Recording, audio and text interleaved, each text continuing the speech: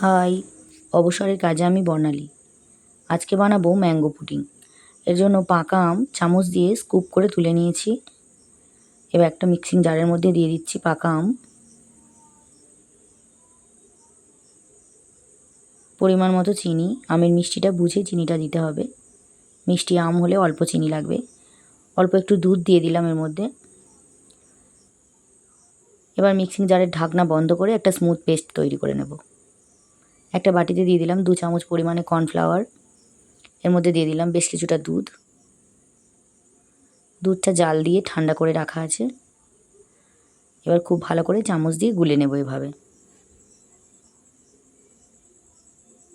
এখন একটা কড়াইতে দিয়ে দিচ্ছি আমের পাল্প।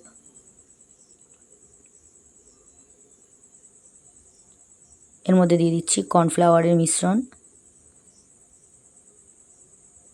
এবার চামচ দিয়ে খুব ভালো করে মিশিয়ে দেব। ঠিক এইভাবে খুব ভালো করে মিশিয়ে নিতে হবে।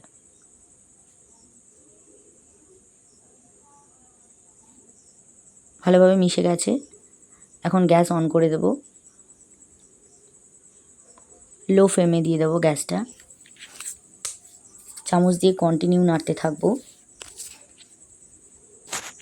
একদম ফুটতে ফুটতে যখন ঘন হয়ে যাবে তখন গ্যাসের ফ্লেমটা অফ করে দেব। একদম ঘন হয়ে গেছে। এখন একটা কাঁচের বাটিতে তুলে নেব।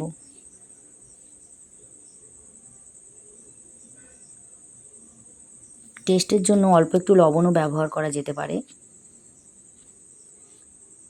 সম্পূর্ণটা ভালো করে এই বাটির মধ্যে তুলে নিতে হবে। আমি গরম গরমই তুলে নিচ্ছি বাটির মধ্যে। এবার এই গরম বাটিটা একটা গামলার মধ্যে জল নিয়ে বাটিটা বসিয়ে দিচ্ছি। ঠান্ডা করে নেব। ঠান্ডা হয়ে গেলে এটাকে একটা ঢাকা দিয়ে এভাবে বন্ধ করে ফ্রিজে রেখে দেব।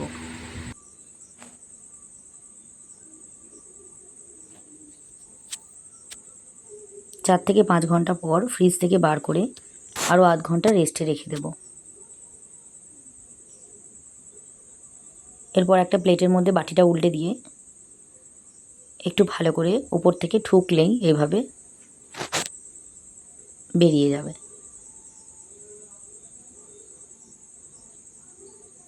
তৈরি হয়ে গেছে ম্যাঙ্গো পুডিং, ছোটদের প্রিয় খাবার।